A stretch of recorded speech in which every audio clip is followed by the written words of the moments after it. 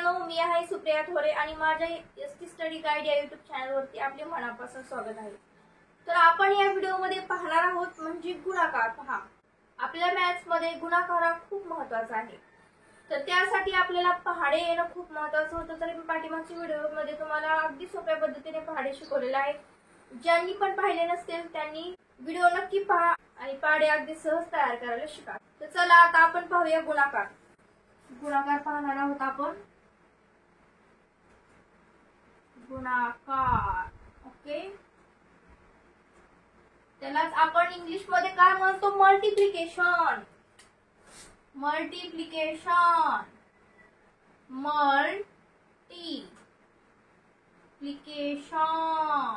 Okay, multiplication म्हणतो। Maths मध्ये बेरीज, वजाबाकी, गुणाकार आणि भागाकार हे खूप महत्त्वाचे आहे। त्यातला आपण बेरीज आणि वजाबाकी शिकलेलो आहोत आणि आज आपण गुणाकार पाहणार आहोत। तर पहिल्यांदा पाहणार आहोत की एक अंकी संख्येचा गुणाकार कसा करायचा, नंतर आपण संख्या वाढवणार आहोत। तर पहा, अगोदर पाहूया एक अंकी संख्येचा गुणाकार कसा करायचा हो। तर आपण काय करणार आहोत, प्रत्येक गोष्ट एक्झाम्पल नुसार शिकणार आहोत। पहा, 2 गुणिले 2, पहा हे जे चिन्ह आहे क्रॉसचं त्याला आपण मराठीमध्ये गुणले म्हणतो आणि तेच इंग्लिश मध्ये त्याला मल्टिप्लिकेशन साइन असं म्हणतात, की जे ह्या दोन्हीचं मल्टिप्लिकेशन करत असतं।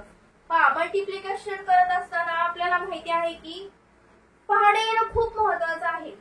पहा, आता 2 आणि 2 ह्या दोन्हीचं काय करायचं आहे? गुणाकार करायचा आहे। पहा, तर आपल्याला 2 चा पाढा येतो। तर 2 चा पाढा मी इथे तुम्हाला लिहून दाखवते।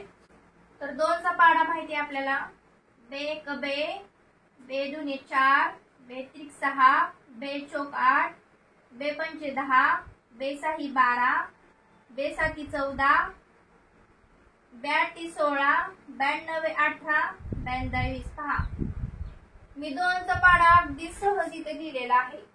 काय करायचं आहे आता? 2 गुणिले 2, तर 2 चा आपल्याला पाढा 2 पर्यंत बनायचा आहे। पहा, वरती 2 आहे, खाली 2 आहे, तर इथपर्यंत जो अंक आहे तिथपर्यंतच आपल्याला पाढा म्हणायचा आहे आणि तेच आपला आन्सर असणार आहे। पहा, 2 चा पाढा 2 पर्यंत, बे एक बे, बे दोन्ही 4, तर इथपर्यंत आला, तर किती आहे? 4, तर मग ते आन्सर आहे आपण इथे लिहायचं। पहा, अगदी सोपं आहे। जी खाली संख्या आहे ना तिथपर्यंत आपल्याला पाढा म्हणून स्टॉप करायचा आहे। वरची जी संख्या आहे त्याचा आपल्याला पाढा लिहायचा आहे आणि खालची जी संख्या आहे तिथपर्यंत तो पाढा म्हणायचा आहे आणि स्टॉप करायचा आहे आणि ते आपला आन्सर असेल। तर तुम्हाला हे एक्झाम्पल समजलं असेल तर आपण दुसरं एक्झाम्पल पाहूया। पहा, 2 गुणिले 4, पहा 2 into 4, तर पहा 2 चा पाढा आपल्याला 4 पर्यंत म्हणायचा आहे। पहा, 2 चा पाढा 4 पर्यंत म्हणायचंय। बे एक बे, बे दोने 4, बे त्रिक 6, बे चौक 8, तर आपल्याला इथं स्टॉप करायचे। पहा, आन्सर किती आलेले आहे? 8, तर आपल्याला इथं 8 लिहायचं आहे। पहा, खूप सोपं आहे, फक्त पाढे येणं खूप महत्त्वाचं आहे बरं का। नंतर आपण तिसरे एक्झाम्पल पाहूया। आणखी तुमच्या जसं जास्त एक्झाम्पल लिहिल आपण आणखी तुमच्या लक्षात यायला लागेल। 2 गुणिले 8,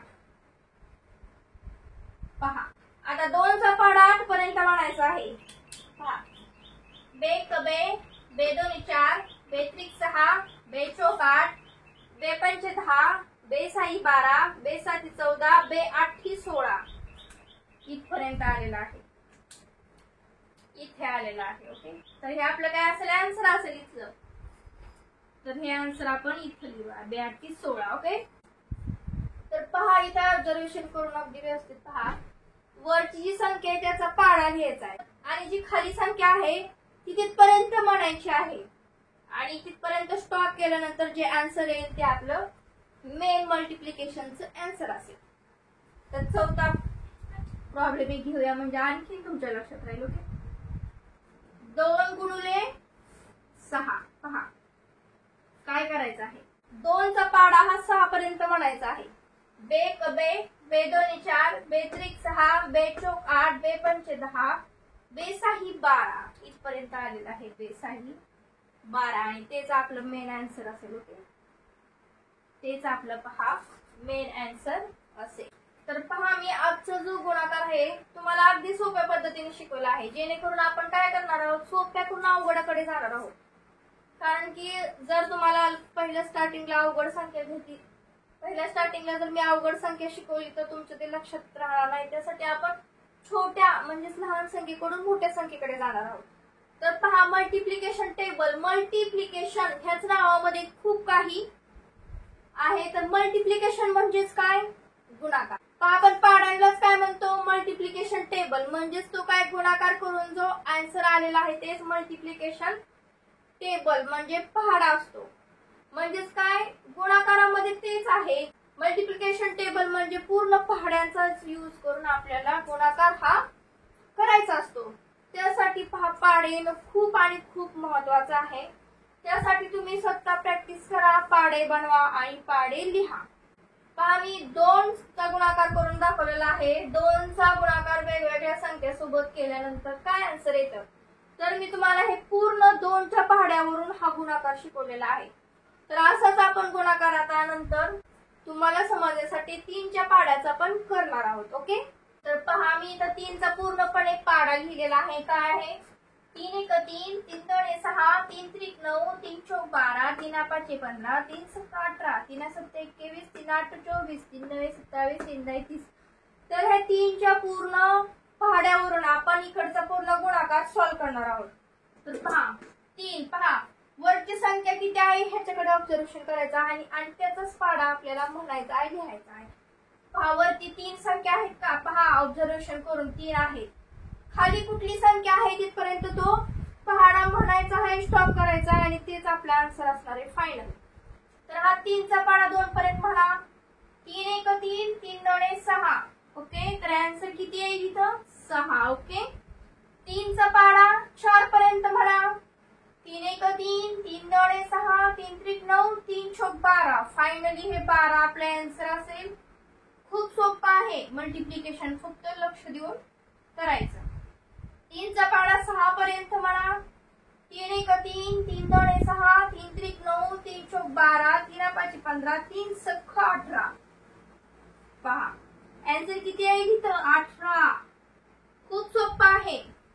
पहा, 3 चा पाढा इथे 8 पर्यंत म्हणायचा.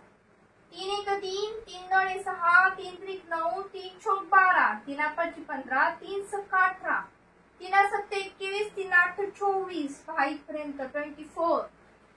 24. पहा, 2 मिनिटात आपण पूर्ण हे जे एक्झाम्पल आहे ते सॉल्व्ह केले की नाही, किती सोपं आहे. आणि मुलं मल्टिप्लिकेशन आणि डिव्हिजन ह्या गोष्टीला का घाबरतात मला तेच कळत नाही. बेरीज आणि वजाबाकी त्यांना खूप चांगली जमते, परंतु मल्टिप्लिकेशन आणि डिव्हिजन त्यांना जमायला थोडासा त्रास होतो. तर काय करायचं आहे, फक्त पहाडे तुम्ही पाठ करा.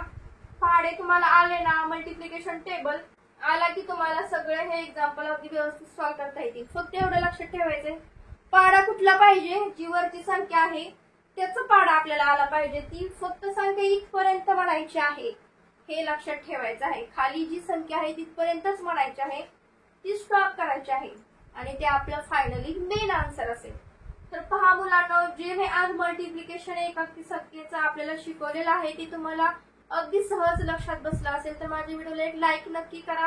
आणि असे स्ट्रिक्टली मॅथ्स शिकण्यासाठी माझ्या चॅनलला सबस्क्राईब करा आणि आपल्या सगळ्या फ्रेंड्सला शेअर करायला विसरू नका. तर अशाच पुढच्या नॉलेजेबल व्हिडिओमध्ये आपण भेटूया. तोपर्यंत सगळ्यांना माझा नमस्कार. Thank you so much.